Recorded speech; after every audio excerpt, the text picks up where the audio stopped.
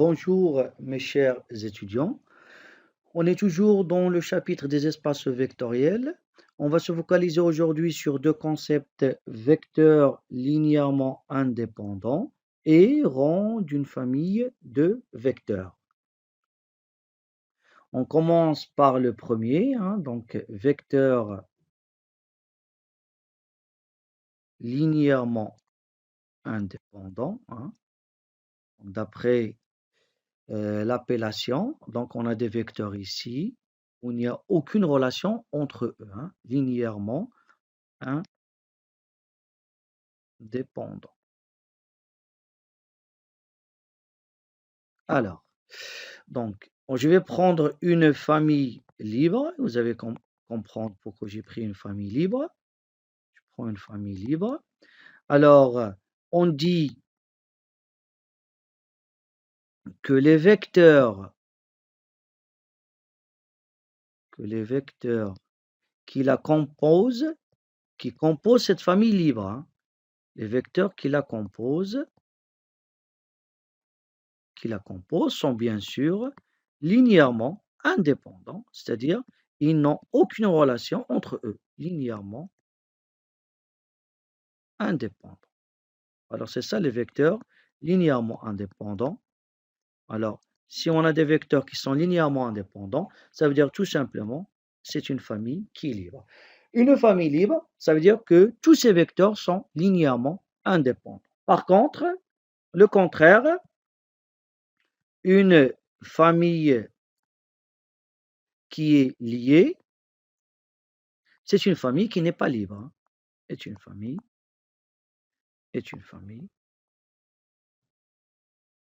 non libre. Et bien sûr, c'est une famille qui est non libre, c'est-à-dire que c'est une famille qui n'est pas linéairement indépendante, c'est-à-dire qui est comment? Ces vecteurs ils vont être comment? Ils vont être linéairement dépendants. Ok? Linéairement dépendants.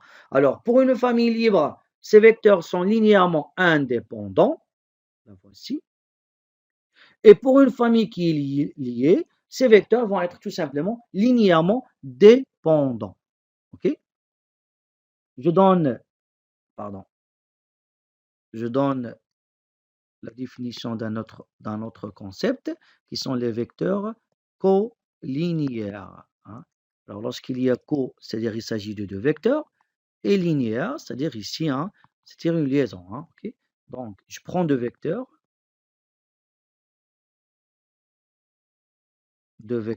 U et V de E. Alors, sont colinéaires,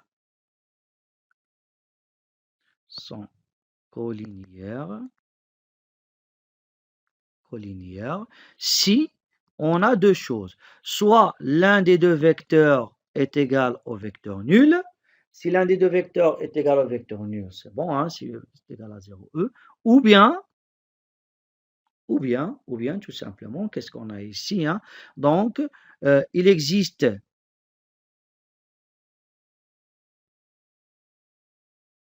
un alpha, une constante qui appartient à R, tel que je peux écrire un vecteur par rapport à l'autre. V est égal à quoi? À alpha fois U. Je peux écrire un vecteur par rapport à l'autre, ou bien vous pouvez écrire U par rapport à V. Au moins, il existe une constante telle que soit j'écris V est égal à alpha U, ou bien il existe alpha prime appartient à R, tel que U est égal à alpha prime V. C'est-à-dire une relation qui relie les deux vecteurs. Par conséquent,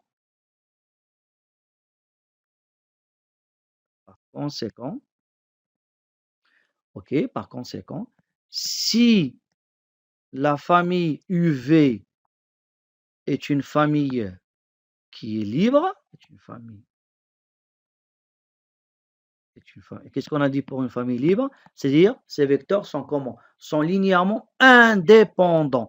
Alors, c'est équivalent à dire que ces deux vecteurs ne vont pas être colinéaires. Alors, U et V ne sont pas colinéaires.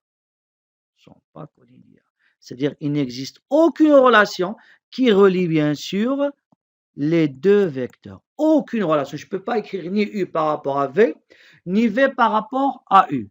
En plus de ça, on n'a pas l'un des deux vecteurs est égal à 0, hein, parce qu'il s'agit d'une famille qui est libre. Ok, hein, il s'agit d'une famille qui est libre. Alors, dans ce cas-là, une famille qui est libre, je ne peux pas avoir ces deux vecteurs-là sans collinéaires. Ok, hein? Donc, on va voir maintenant des exemples. Ok.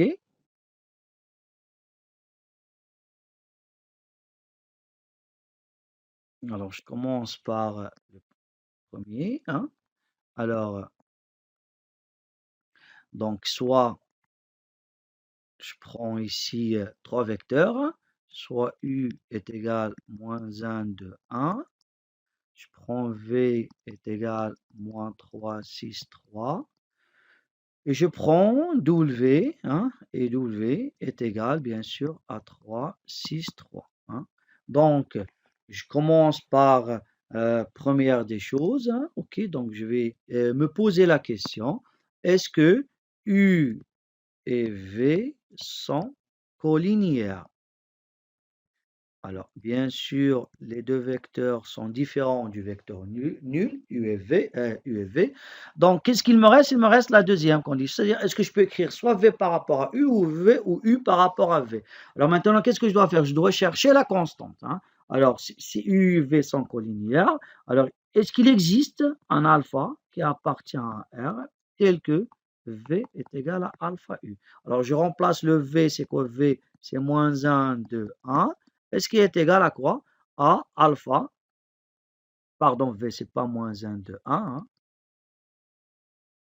V, c'est moins 3, 6 sur 3. Est-ce que c'est égal à alpha fois moins 1, 2 et 1? Ok, hein? Donc, je prends une nouvelle page, c'est-à-dire, est-ce que moins 3, pardon, est-ce que moins 3, 6 sur 3, est-ce que c'est égal? On a dit c'est quoi? Alpha multiplié par quoi est égal à moins 1 de 1. Je vais introduire le alpha à l'intérieur. Je vais avoir moins alpha, 2 alpha et alpha. Alors, si je fais la comparaison ici, hein, donc tout le monde sera d'accord que moins 3 est égal à moins alpha, 6 est égal à 2 alpha et 3 est égal à alpha.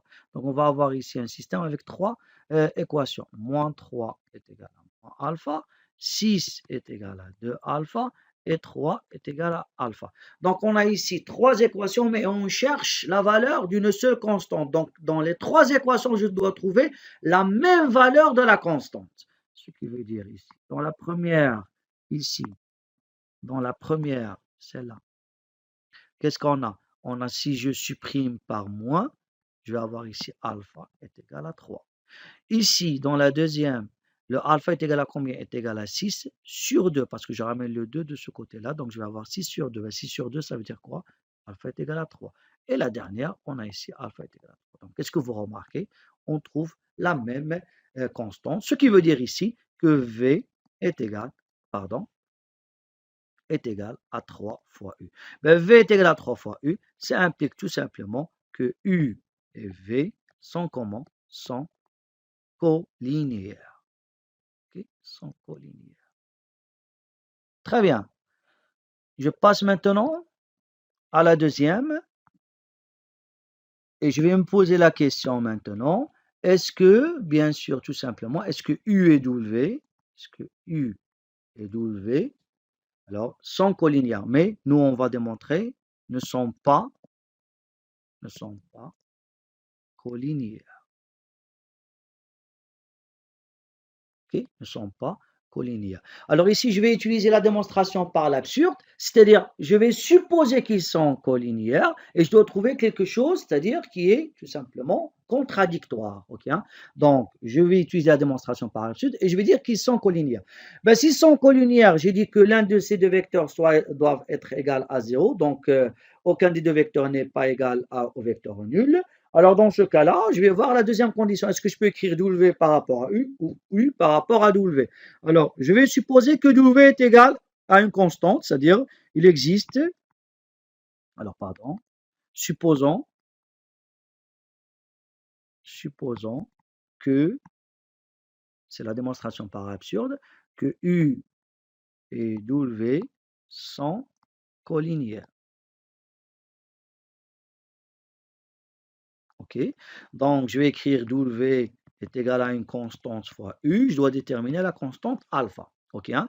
Donc, n'oubliez pas que W, c'est quoi? C'est le vecteur qui est 3, 6, 3 est égal à alpha fois le vecteur moins 1, 2, 1. Donc, je vais avoir ici toujours 3, 6, 3 est égal, j'introduis le alpha à l'intérieur, je vais avoir ici quoi? Moins alpha, 2 alpha et alpha. Alors, bien sûr, tout le monde est d'accord avec moi ici. Donc, on va avoir 3 est égal à moins alpha, 6 est égal à 2 alpha et 3 est égal à alpha. Donc, on va avoir ici tout simplement un système avec 3 équations. Alors, j'écris 3 est égal à moins alpha. OK? Après 6 est égal à 2 alpha. Après 3 est égal à alpha. Comme je vous ai dit tout à l'heure, qu'est-ce que je dois trouver? Je dois trouver la même constante alpha pour les trois équations. Si je trouve deux constantes différentes, donc ils ne sont pas collinéaires.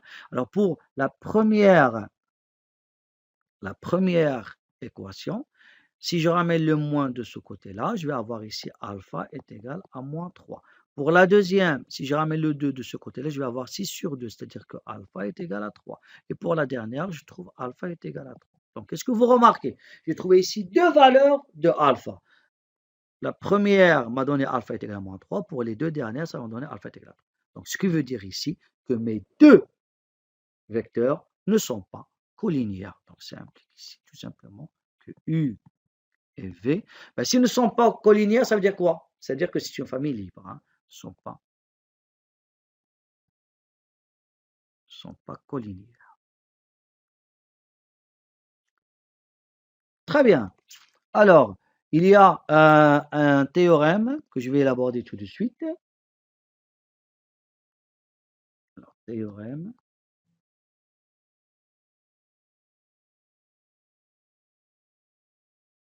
Qu'est-ce qu'il nous dit ce théorème-là? Alors, il nous dit soit F une famille de vecteurs,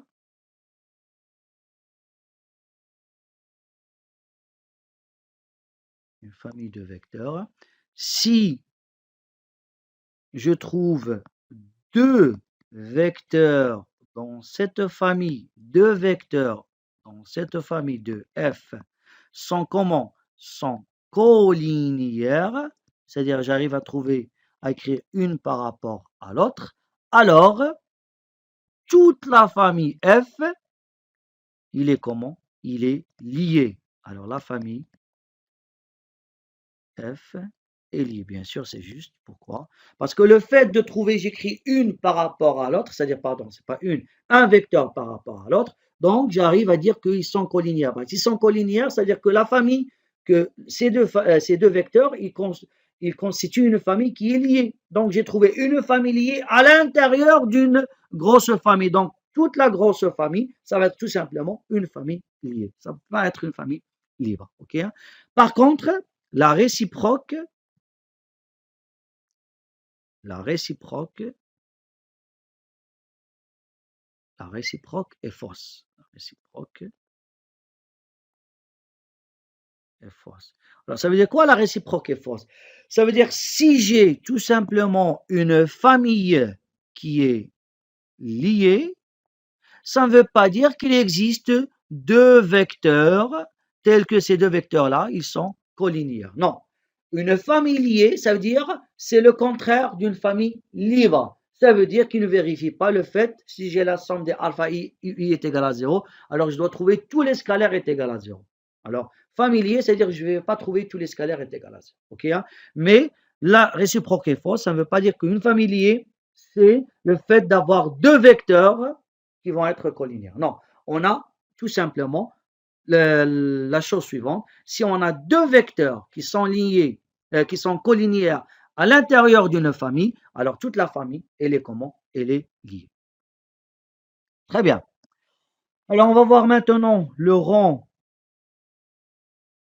d'une famille de vecteurs, d'une famille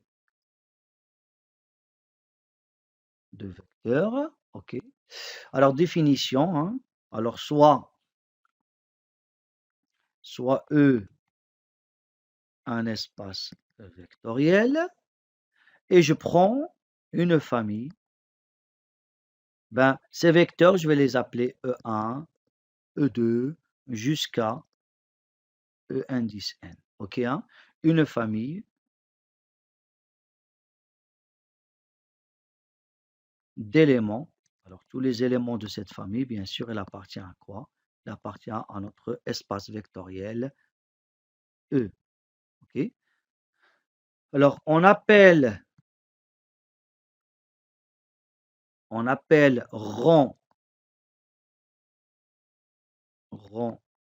de la famille F, bien sûr, et on note R, G entre parenthèses F, c'est-à-dire rang de F, c'est quoi? C'est la dimension de quoi?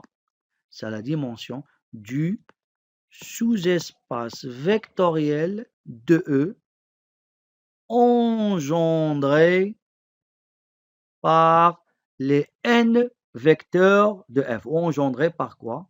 Engendré par f. Okay? Engendré par f. Alors, vous allez la comprendre tout de suite. Rang de f, c'est quoi rang de f? C'est la dimension du quoi?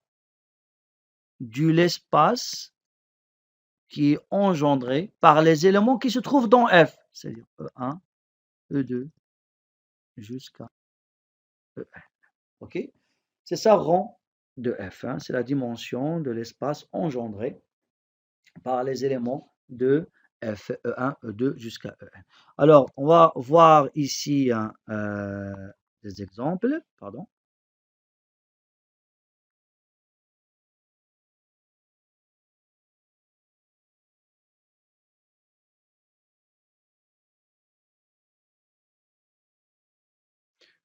Alors, donc, je vais considérer cette famille-là, soit F, la famille qui contient ces trois vecteurs-là, moins 1, 2, 0, 1 et 3, 2, 1. Alors, bien sûr, cette famille se trouve où? Il se trouve dans R2 parce que tous les vecteurs appartiennent à R2. Très bien. Alors, je vais chercher le rang de F. Alors, rang de F. Alors, je vais appeler, pour ne pas répéter les vecteurs, je vais appeler le premier vecteur moins 1, 2, je vais l'appeler E1, 0, 1, je vais l'appeler E2, et 3, 2, je vais l'appeler E3. Hein. Donc, rang de F, c'est quoi? C'est la dimension de quoi? De l'espace engendré par E1, E2 et E3. Très bien. Alors, comment je vais calculer cette dimension? Comment je vais calculer ce rang? Ben, bien sûr, c'est très simple parce qu'ils se ressemblent goutte à goutte à ce que nous avons vu dans le chapitre des matrices. C'est-à-dire, on va utiliser la définition du rang d'une matrice. Mais le rang de quelle matrice? Ben, d'une matrice où je vais trouver bien sûr les vecteurs E1, E2, E3. Donc, je vais construire, hein, alors soit la matrice suivante, soit la matrice A. Regardez la matrice A, comment je vais la construire. Hein. Regardez. Dans la première colonne, je vais mettre quoi? Alors, je vais prendre une autre couleur pour que tout le monde arrive à me suivre. Dans la première colonne, je vais mettre le vecteur E1. C'est-à-dire, je vais écrire ici, moins 1, 2. Dans la deuxième colonne, je vais mettre le vecteur E2. Donc, je vais écrire quoi? 0, 1. Et dans la troisième colonne, je vais mettre ici quoi? Le vecteur E3. Donc, je vais écrire ici 3 et 2. Et donc, à la fin, qu'est-ce qu'on va avoir ici? Hein? On va avoir rang de F, c'est le rang de la matrice A. Et la matrice A, comment on l'a construit? On l'a construit grâce au vecteur qui appartient à la famille F. Dans chaque colonne, on a mis un vecteur. Okay, hein? Donc, rang de F, c'est rang de A. Alors, comment on calcule le rang de A? Ben, bien sûr, tout le monde sait que le rang de A, il est inférieur ou égal au minimum de combien de lignes on a et combien de colonnes. Alors, je vais écrire ici le A pour qu'on se rappelle comment on l'a trouvé. Alors, A, on a dit la première colonne, c'est moins 1, 2. Deuxième colonne, c'est 0, 1. Troisième colonne, c'est 3, 2. OK? Alors, le rang de A, il est inférieur au minimum de quoi? Combien de lignes il se trouve dans A? Il se trouve 2 lignes. On a 2 lignes. Combien de colonnes on a? On a 3 colonnes. Donc, le minimum entre 2 et 3, c'est égal à 2.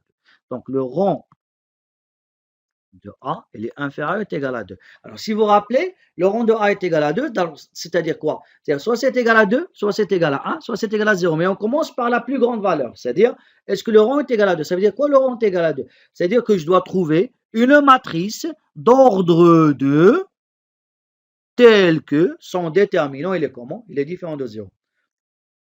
Alors, d'ordre 2, donc je peux prendre celle-là, la première, cette matrice-là. Alors, je prends celle-là. Alors, si je prends celle-là, qu'est-ce que vous remarquez? Je calcule son déterminant. Moins 1, 0, 2, 1, je calcule. Son déterminant, c'est combien? C'est moins 1. Il est comment? Il est différent de 0. Donc, je me suis arrivé à trouver une matrice d'ordre 2 telle que son déterminant est différent de 0. Ça implique directement que le rang de la matrice A est égal à 2. Alors, si le rang de la matrice A est égal à 2, ça veut dire que le rang de F est égal à 2. Et bien, le rang de F est égal à 2, ça veut dire que la dimension du vecte de quoi? On a dit E1, E2 et E3 de l'espace engendré par ces trois vecteurs est égal à combien? Est égal à 2. Très bien. On va voir un autre exemple qui sera le dernier. Deuxième exemple. Donc, je considère cette famille-là. Alors, qui est 2, 0, 1 et moins 4, 0, moins 2. Alors, cette famille-là se trouve où? Se trouve dans R3 parce que ce vecteur, elle appartient à R3. Alors, je vais appeler ça par U1 et je vais appeler ça par quoi? Par U2. Alors, bien sûr, le rang de F, c'est la dimension du quoi? Du vecte, c'est-à-dire de l'espace engendré par U1 et U2.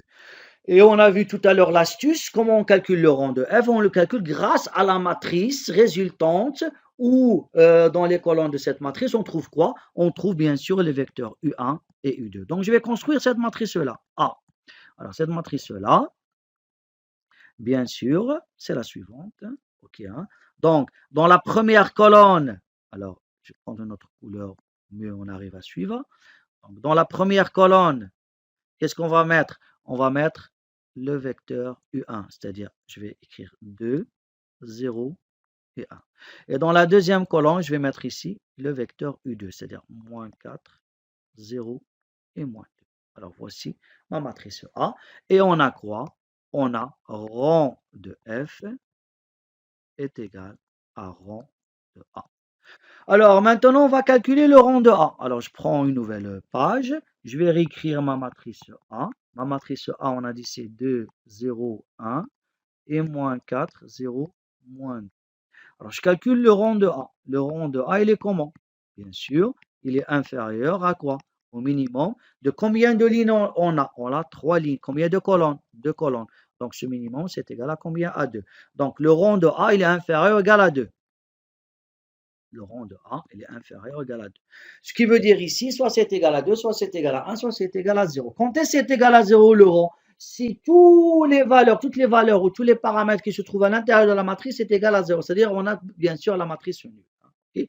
Alors ici, on ne peut pas avoir 0. Donc, soit c'est 2, soit c'est 1. Alors, on va voir, est-ce que le rang de A est égal à 2? Donc, je dois tout simplement trouver une matrice d'ordre 2 telle que son déterminant est différent de 0. Donc, je commence par la première, c'est-à-dire je vais commencer par cette matrice-là. Alors, je calcule son déterminant. 2, moins 4, 0, 0. Bien sûr, vous trouvez 0. Donc, je ne vais pas m'arrêter ici. Donc, je dois utiliser, bien sûr, tous les matrices d'ordre 2. OK, Alors, je vais choisir maintenant une autre matrice. Je vais choisir celle-là. OK? Donc, on a quoi? 0, 0, 1, moins 2. Ben, c'est égal aussi à 0. Et j'utilise maintenant, je vais voir la troisième matrice, hein, une autre matrice. Alors, je vais utiliser bien sûr cette ligne-là avec cette ligne-là. OK? Donc, je vais avoir ici 2, moins 4, 1, moins 2. Eh bien, 2 fois moins 2, c'est combien? C'est moins 4. Moins 1 fois moins 4, c'est moins 4. Donc, on trouve quoi? 0. Donc, j'ai utilisé les trois matrices que je peux trouver dans la matrice A, qui sont d'ordre 2. Et pour les trois matrices, j'ai trouvé toujours, j'ai trouvé quoi? Toujours le déterminant égal à combien? À 0. Ce qui veut dire ici que le rang de A n'est pas égal à 2. Alors, qu'est-ce qu'il me reste ici? Il me reste, est-ce que le rang de A, soit c'est égal à 1, soit c'est égal à 0. Donc, le rang de A, il est inférieur strictement à 2. Or, la matrice A, c'est quoi la matrice A? La matrice A, c'est 2, moins 4, 0, 0, 1, moins 2. Alors, pour que le rang de A soit égal à 0, je dois avoir la matrice A, c'est la matrice nulle. Or, ici, on n'a pas tous les paramètres de la matrice A est égal à 0. On a ici 2, il est différent de 0, moins 4 est différent de 0, 1 différent de 0, moins 2 est différent de 0. Ce qui implique ici, tout simplement, que le rang de A est égal à 1. Ben, le rang de A est égal à 1, ça veut dire que le rang de F est égal à 1. Et bien, si le rang de F est égal à 1, ça veut dire la dimension de l'espace engendré par les deux vecteurs est égal à combien? Est égal à 1. Et bien, ici s'achève notre séance d'aujourd'hui et je vous dis à la prochaine fois, Inch'Allah.